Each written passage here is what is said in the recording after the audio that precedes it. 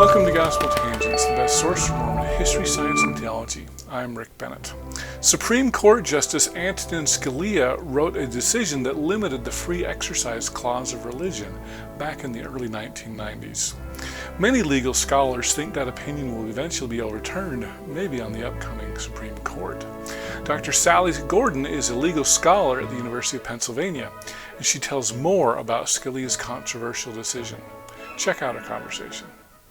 All right, so the Scalia decision seemed to pull back on some of the expansion of religion, is that right?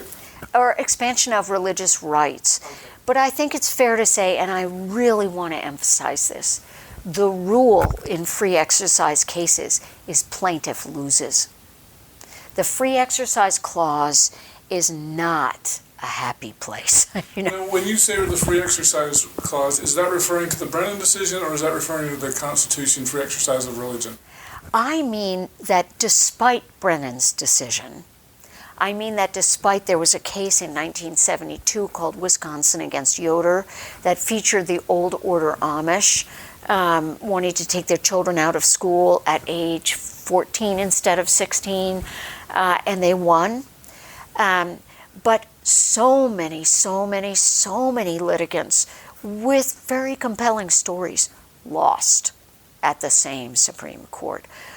So I really want to get across that even with a compelling state interest standard, it was not a productive area in many ways for religious litigants. It really wasn't. So getting the free exercise clause back to where it was before 1990 didn't mean that the world was going to all of a sudden be friendly to all kinds of religious actors. So that's one thing. It was never fun teaching. Teaching the Establishment Clause was interesting, and you could see funding coming and going, and vouchers and all the rest of it. The Free Exercise Clause has been sad. Okay, so it seems like you were saying yesterday that some constitutional scholars see the Scalia's decision being reversed. They do, and justices have said so themselves. Okay. Amy Coney Barrett, for example, said we got to be careful. If we reverse this, we have to figure out what's coming next, because in the past 32 years, a lot has happened, including those two federal statutes, which is, really, that's a lot. So much of the law, Hobby Lobby, the case involving the chain store and whether or not they had to provide certain kinds of birth control rights to their employees, that was a statutory case. Okay. Right? Yeah. So, that's different. I bring this up because, the name of the conference was Religious Liberty. Right. And I know many people think that that's code for, we want to discriminate against the gays and leave us alone because we're a religion. Oh, yeah. Well, there's some of that. There's certainly some of that going on, and there's a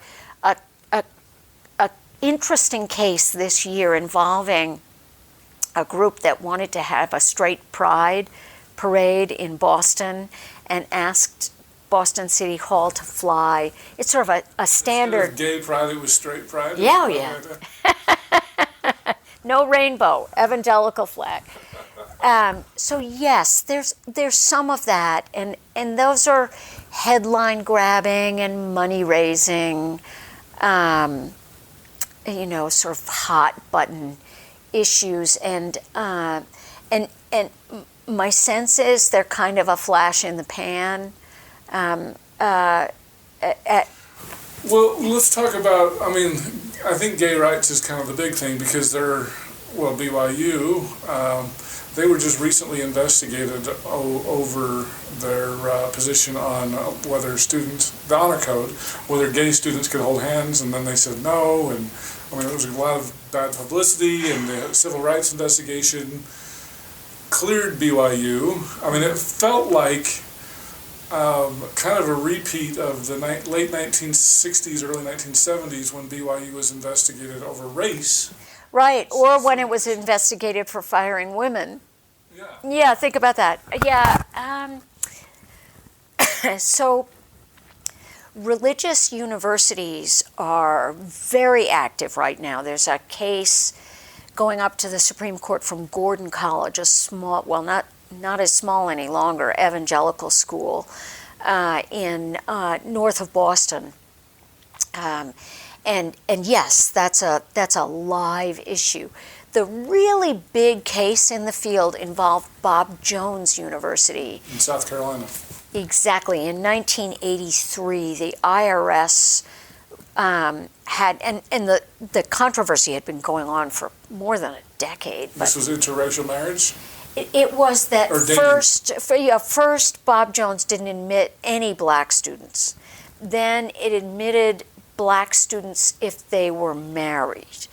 I think I have this right. Then they admitted them if they covenanted only to date people of their same race. And you know, so in other words, Bob Jones had moved, right? And over the course of the litigation, you get the sense of how painful it is to be involved in litigation. Like, they had moved, but they lost. BYU was a friend of the brief on that, I believe. And they submitted an amicus brief on the Bob Jones side? Yes. Yeah. So that case featured two fundamental constitutional commands clashing with each other directly: race and religion. Mm-hmm. And race won. Flat out. Warren Burger, a Republican Chief Justice of the United States Supreme Court, wrote the opinion and said, listen, you know, the Civil War was fought over, right? This is so important. This is such a wretched legacy. This is so important that this, if ever there was a compelling state interest, this is it. And when you have a compelling state interest, you win over religion. That's the standard. So it doesn't mean religion wins every time. It means when there's no compelling state interest, religion wins. And that's the biggest state interest in the game.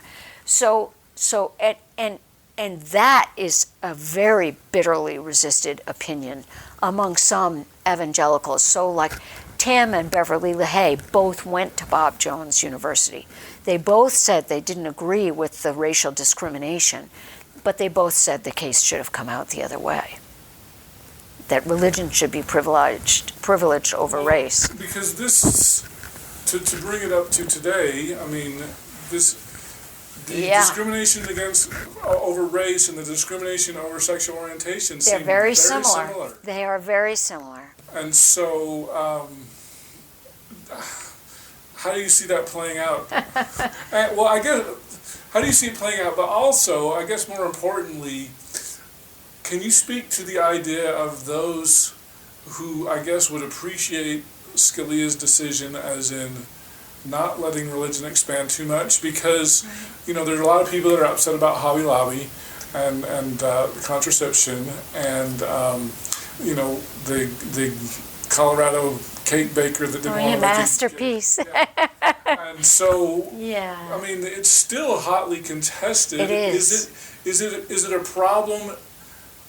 Because I know you said that you thought the Scalia decision is probably going to be reversed at some point, but how do we clean up the mess? Yeah, it is a mess. Should the cake maker make a gay cake, or should Hobby Lobby really provide contraception? Yeah, I mean, yeah.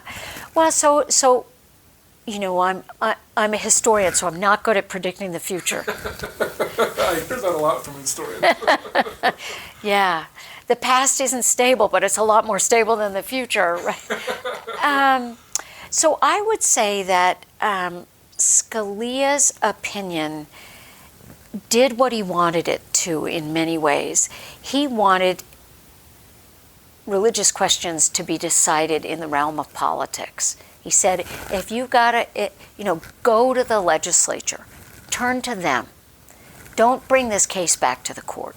So he really wanted, he said, religious groups, if you really want this, don't just file briefs. You have to go and lobby Congress, or states, and they do, and they always have. They're really good at getting tax exemptions, right? The local tax assessor says, please, I can't educate the kids. I got to be able to tax this, senior living center with the lake in the middle and the 18-hole golf course. We don't care that it was built by the Seventh-day Adventists. They're selling for $3 million each. And they go to the state legislature, who are removed, and they want the votes, and so they grant the tax exemption. So there's always been plenty of politics, but it hasn't been polarized in the way it is now. So in some sense, Scalia got what he wanted. He wanted it to become political. Did he foresee how polarized it would be? I don't know, but my guess is he didn't really mind. The Religious Freedom Restoration Act was passed overwhelmingly in 1993 by a bipartisan Congress. I mean, they said, we don't want religion to be politicized. We should just protect it the way the Supreme Court always has. And, I think, it wasn't necessarily as rigorous as it could have been. But it has now become so politicized that, people are searching, like activists are searching for litigants. There's a coach in just outside Seattle, whose case is going up to the Supreme Court in yet another God and football case, who was asked to stop praying in public by his school board at high school football games. And he wanted it, like he brought it on. He was kneeling on the sidelines. It's become a way of, ramping up, getting the adrenaline going. And I don't see it as even remotely healthy for us to be living like this, for us to be sort of, the Religious Freedom Restoration Act was supposed to protect vulnerable people. And it has done some of that. I mean, it really has. But we have these very, very, red against blue cases, not about the vulnerable people who are being ripped apart by government, but to make these flamboyant statements, on Fox News or on MSNBC, right? I mean, and I really do feel that this is not healthy. And I feel one of the ways that we see this playing out, and it's been an ugly 22 years in the 21st century, is that religious affiliations are going down everywhere. People are far more likely to say that they have none. The number of people over the past 15 years has, or not number of people, it's more than doubled. The percentage of people has doubled who say they have none, no religious affiliation. Many of those people consider themselves spiritual, but with these, deeply loudmouth, cases on the one hand, and clergy sex abuse on the other, right? And cover-ups and financial fraud and, and people yelling at each other. They don't feel comfortable. And something's happening, and it's sad. We are a much less religious country, and yet we're having tons of fights about religion. So I do worry about that. I really do. And I think it's important for religious groups to recognize that something, they care. They want, they want to bring people to, some would call it salvation, some would call it peace, however you phrase it. There's much goodwill out there, And they're not making, it's still going on, but it's so quiet. People aren't paying attention. And also, the large groups who are losing members, lots and lots and lots of members, we need to rethink. So that's what I'm worried about. I'm worried about a decline in a country that has a very, very rich religious life, but it is declining. And our diversity is declining. So, in religion, I mean. And so that concerns me. Well, and one thing we haven't talked about, which is really a hot button issue, is the abortion issue. Because to me, that's really a religious issue, right? I mean, we're arguing about privacy, but it's the religions that want to ban it for the most part. Although, I believe you mentioned yesterday some Jewish people that feel very differently about the abortion issue. Oh, yes. Can you talk about that? And same-sex marriage. And yes, I mean, I know, I was taught by a nun who was one of the nuns who signed a full-page pro-choice ad in the New York Times. So I think it's a mistake to say that all religious people, right? It's a big mistake to say that this is a simple religious question. And the same is true of same-sex marriage. Well, it seems like, from the 1980s on, you have the Moral Majority and the Christian Coalition that have been very vocally anti-abortion. Yes. And I think the Catholic nuns that you speak of, they don't get the headlines. No, they don't. No, they don't.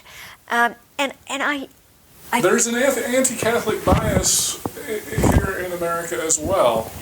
Oh, well, I do think there are. I think that had really almost vaporized, but I think clergy sex abuse has revived some of that. Although no group comes off looking good, right? It happens everywhere. People are people, and you give them power over other people, and well, yeah, especially when they're in private. And a lot of people have a lot of very disgusting sexual tastes. They really do. However, I think it's a mistake to say that abortion, or same-sex marriage, that they're single vision issues, because they're not. I also think that Catholics Catholics just are, they vote just like the rest of the country. In other words, about 55% support abortion, right? So I think it's a mistake to lump people into one category. And I think one of the things you see in the pews is the kids squirming on this. And it's the younger you are, the less likely you are to be, to want to go to church right at this point. And so some of the yelling and screaming is clearly counterproductive. It's just, we have to do better. We have to think about our children. We have to think about the earth we're leaving to our children. We have to think about what our religion is saying. Are they giving them the kind of hope we want them to have? I hope you enjoyed our conversation with Dr. Sally Gordon. In our next conversation, Sally talks about an inspiring religious leader that she met. I'm thinking of one rabbi who came to address a class I was teaching, and she said that what she wants to deliver as a rabbi is transformative ritual and joy that flows from that. And for her, that was the key. It wasn't about anything. Politics, she didn't care. She didn't care. She wanted to provide deep and abiding meaning and joy. And I was inspired by her. I said, now that's someone you'd want to follow. If you'd like to hear the entire interview uncut, please subscribe to patreon.com/gospeltangents for just $5 a month. Patreon is spelled patreon.com/gospeltangents. If you'd like to watch the entire video, you can subscribe at YouTube, Patreon, or on my website at gospeltangents.com and click the yellow subscribe button for just $8 a month. PDF transcripts are just $10 a month, and you can get those on patreon.com/gospeltangents or on my website. I'll send those to you as soon as I've finished completing it. If you'd like to get a paperback and PDF, just subscribe for $20 a month at either Patreon or on my website. Individual paperbacks are available at Amazon.com. Just do a search for Gospel Tangents Interview, and you can find all of our past interviews there. Show your Gospel Tangents pride by purchasing a t-shirt on our website at gospeltangents.com/shop. Subscribe on Apple Podcasts at tinyurl.com/gospeltangents. You can get our latest updates by friending me at Facebook, or you can also follow our page at facebook.com/gospeltangents. Become an insider and you can see the newest videos. Follow us on Twitter at Gospel Tangents. Click here to subscribe, here for a transcript, and over here we've got some of our great videos. Thanks again.